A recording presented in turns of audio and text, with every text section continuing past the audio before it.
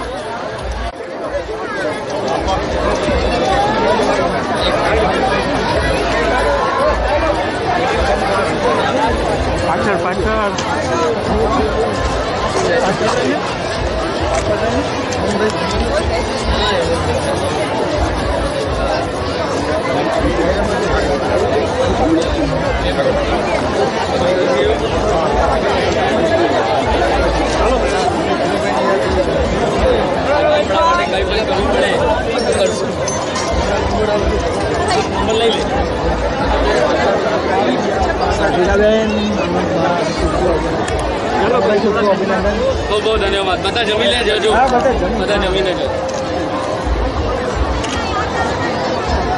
અને મારા દાદાજીના ગામડામાં તો મારું એક જ અહીંયા વિચાર છે, તમે બધા મને અને રાધિકાને અને મારા આખા કુટુંબને આશીર્વાદ આપો. હું અહીંયા બધાને આશીર્વાદ લેવા માટે આવ્યો છે. અહીંયા તમે બધા જમીને ખૂબ અમને આશીર્વાદ આપીને જજો. અને ચોરવાડ તો મારા દાદા અને મારા દાદીના જન્મભૂમિ છે. જે પણ અહીંયા રિલાયન્સમાં થયું છે ચોરવાડ કારણ થયું છે. દાદાજી ચોરવાડના છે અને મારું અહીંયા મારું એક વિચાર આવ્યું કે એક ધીરુભાઈ ચોરવાડથી ઊભો થયો તો અહીંયા આ ગામથી 10 ધીરુભાઈ ઊભા થવું જોઈએ, આવું મારું વિચાર છે. અને એક આ ગામડાથી થઈ શકે અને એ જ મારું વિચાર છે કે અહીંયાના જે બાળકો છે એ ધીરુભાઈથી પ્રેરણા લે અને આગે વધે. અને અહીંયા આગલા 10 વર્ષમાં અહીંયા 10 ધીરુભાઈ ઊભા થવું જોઈએ. અને આ ગામડામાં આ શક્તિ છે, આ મને લાગે છે. ચોરવાડી માતા બધાના ભલા કરે અને બધાને જય શ્રી કૃષ્ણ. હમણાં તમે બધા ભોજન માટે જાઓ અને બધા એકવાર મને અને રાધિકાને બધાને આશીર્વાદ આપીને જાઓ. જય શ્રી કૃષ્ણ.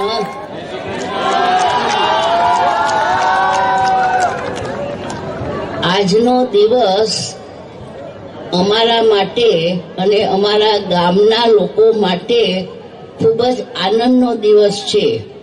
સૌથી પહેલા તો અનંત અને રાધિકા એ અહીંયા ચોરવાડી માતાના દર્શન કરવા આવ્યા એ જાણી હું તો ખુશી થાવ, પણ ગામના લોકો ઘણા ખુશી થયા છે કે આ ચોરવાડને આંગણે અનંતભાઈ અને રાધિકા બેન લગ્નના નવા જીવનમાં પ્રવેશ કરી રહ્યા છે.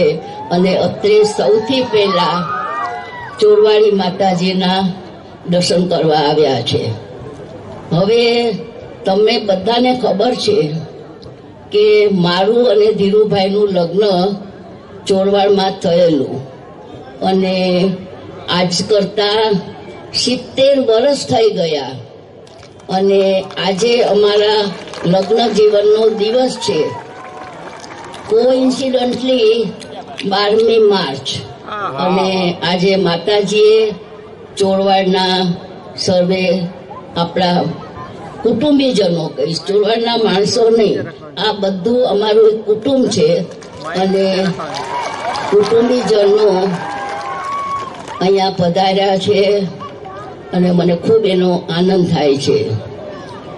અને ધીરુભાઈ માટે તો તમને બધાને ખ્યાલ છે કે ધીરુભાઈ પહેલા મેટ્રિકની એક્ઝામ આપી અને એડન જવા ગયા.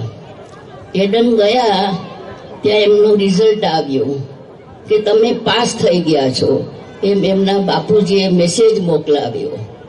તો ધીરુભાઈ હસીને કહ્યું કે હવે પાસ અને ના પાસ એમાં શું ફરક છે, હું તો એડન અહીંયા નોકરી કરવા આવી ગયો છું. ઘણા વર્ષો થઈ ગયા અને એડનમાં 7 વર્ષે તમને સિટીઝનશીપ મળે. આપ માનશો નહીં, કે આજે ઓફિસમાંથી કાગળ આવ્યો કે તમારું સિટીઝનશીપ થઈ ગયું છે, અને બીજે દિવસે ધીરુભાઈએ લેટર આપી દીધો કે હું રિઝાઇન થાઉં છું. તો એમના મોટા ભાઈએ બહુ સમજાવ્યું, રમણીકભાઈએ, કે ના ધીરુ, આટલી નોકરી સારી મૂકી અને જવાય નહીં. તો એમને કીધું ના, મારે મારું તકદીર અજમાવવું છે અને મારે ઇન્ડિયા જવું છે. તો ભાઈએ કહ્યું કે ઇન્ડિયામાં જઈને શું કરીશ? એને કીધું ભગવાન મને જે રસ્તો બતાવશે એ રસ્તામાં હું આગળ વધીશ, અને મને ખરેખર ખ્યાલ જ છે કે હું ઇન્ડિયામાં જઈને કંઈક કરવા માંગુ છું. શું કરવા માંગુ છું એ તો હવે ઈશ્વર મને તક આપશે, એ રીતે હું આગળ વધીશ. તમારા બધાના શુભાશથી ધીરુભાઈ ધીમે ધીમે આગળ વધતા ગયા, ને ઘણા વર્ષો થઈ ગયા. તમને બધાને ખબર છે કે જામનગરમાં ધીરુભાઈએ રિફાઇનરીની સ્થાપના કરી. ત્યારથી આપણા જામનગરનું નામ ખૂબ આગળ આવી ગયું, અને એમાં અનંત અને રાધિકાના પ્રી વેડિંગનું ફંક્શન કર્યું, અને આપણા જામનગરનું નામ ઇન્ડિયાના ઇન્ટરનેશનલ મેપ ઉપર આવી ગયું. અને એમાં ચોરવાડને અમે પહેલા યાદ કર્યું, કારણ કે ચોરવાડથી જ અમારું ભવિષ્ય આગળ નિર્માણ થયું છે. એટલે ચોરવાડને તો અમે ક્યારેય ભૂલી ન શકીએ. અમે જ્યારે સૌથી પહેલા પબ્લિક લિમિટેડ કરવાના હતા ત્યારે રાજકોટ હું અને ધીરુભાઈ આવ્યા, અને ધીરુભાઈ કીધું ના, મને ચોરવાડ તો જવું જ છે, માતાજીના દર્શન કરવા છે અને આશીર્વાદ લેવા છે. ત્યારે અમે સૌથી પહેલા અહીંયા મીટિંગ કરી રાજકોટમાં. અમે અહીંયા આવ્યા અને માતાજીના દર્શન કર્યા, ચોરવાડના ભાઈઓ બહેનોને મળ્યા. ત્યારે મને યાદ છે કે ધીરુભાઈએ અહીંયા ડાયરાનો પ્રોગ્રામ રાખ્યો હતો, અને ગામના બધા લોકો રાતના ડાયરામાં આવ્યા હતા અને ખૂબ આનંદ માણ્યો. ત્યારે ધીરુભાઈએ કહ્યું કે હું પબ્લિક લિમિટેડ કરવા આવ્યો છું. આપણા ચોરવાડના માણસોને ત્યારે ખબર પણ નહોતી કે પબ્લિક લિમિટેડ શું, શેરનું પ્રાઇસ શું, કોઈને કાંઈ ખબર નહોતી. ધીરુભાઈએ દરેક સગા સંબંધીને બોલાવીને કહ્યું કે તમે રિલાયન્સના શેર લ્યો, તમે રિલાયન્સના શેર લ્યો. ત્યારે રિલાયન્સના શેરનો ભાવ 10 રૂપિયા હતો. અત્યારે કેટલો છે ઘણાને ખ્યાલ હશે, અત્યારે છે 2700. 10 રૂપિયાના શેરનો ભાવ અત્યારે આટલો છે, અને બધાના આશીર્વાદથી આપણો ઇસ્યુ એકદમ 10% ઓવર ભરાઈ ગયો હતો. એ તમારા બધાના શુભાશીષથી જ થયું હતું, અને એને લીધે આપણી પ્રવૃત્તિ ખૂબ આગળ વધી.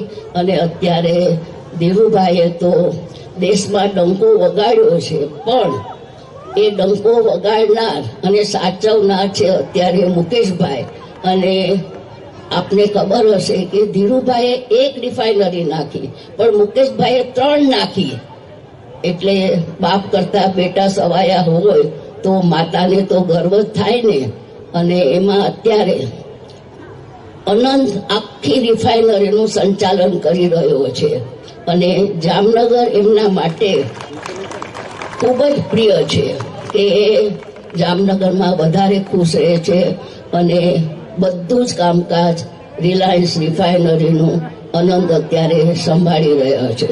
અને સાથે સાથે રાધિકાનો પણ પૂરો જ સપોર્ટ છે કે ના, હું પણ જામનગરમાં રહીશ, અનંતને મદદ કરીશ, અને આ રીતે બંને જણા ખૂબ ખુશી રહે જામનગરમાં.